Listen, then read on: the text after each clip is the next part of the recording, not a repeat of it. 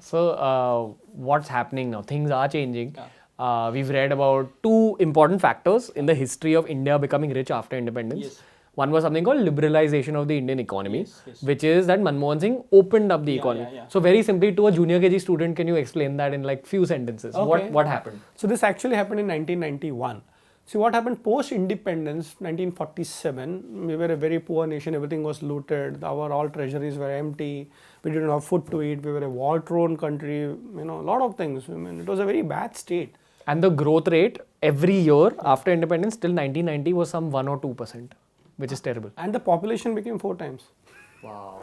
So when we got independence of 30 crores and it's 130 crores now. So you have the same problem multiplied by 4 times. So you have to educate them, you have to feed them, you have to give them jobs.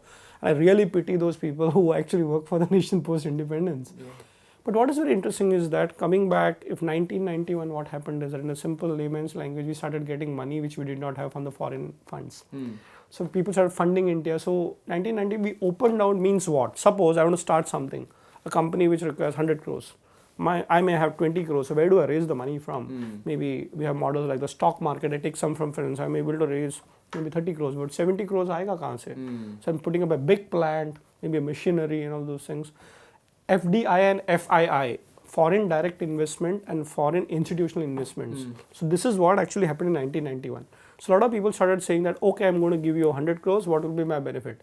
There was a lot of resistance because till 1991, people thought that, if we allow another group to come into India, they will be like the Britishers. They came in as traders and they looted us.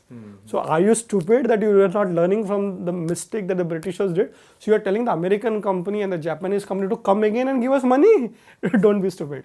But over a period of a time, I think the maturity evolved, and thanks to our then Prime Minister Narasimha Rao, and then we have the Finance Minister Manmohan Singh, who became the Prime Minister. They said, okay, it's important that we can't suffer. ठीक है, तुमसे ले लिया, but आज ज़रूरत है. And what happened is that we did not just get money, but we actually got the best practices of the world in India. So let me give you a specific example. I remember I was a part of the 1991 generation when we never understood what is this whole liberalization and all those things. It took 10 years for Indian youth to understand it. And actually we understood what is the impact of globalization, liberalization in the year 2000 when the IT industry got its biggest boom.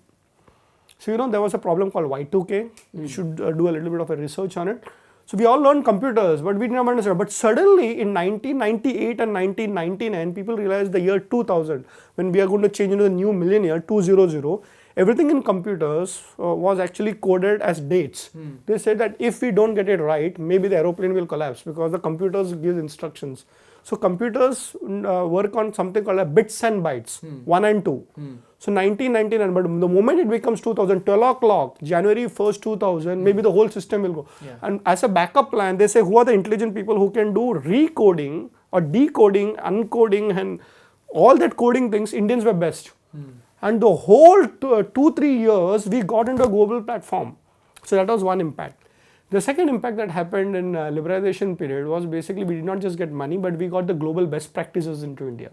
For example, when you look at a McDonald's in India, and if you look at a McDonald's in maybe New York, they're the same. So we don't just get McDonald's into India, but you see the efficiency, the practice, work culture. The work culture. So what exactly happened is that it's not just getting money, but you're actually getting trained by them with their money. So we got the officers of the foreign companies coming here. So today if I work probably with a JP Morgan here and I go to a Singapore office, I don't feel a difference. Yeah. So I think what is very important, we were blessed in a way that we don't have to travel abroad to see a different world. We can actually see that world in a mini way in India. Yeah. So I think that was a turning point in 1991. And then take those ideas in work culture and start Indian businesses. You are absolutely right. In fact, learn from the best but make it better in India. 100%.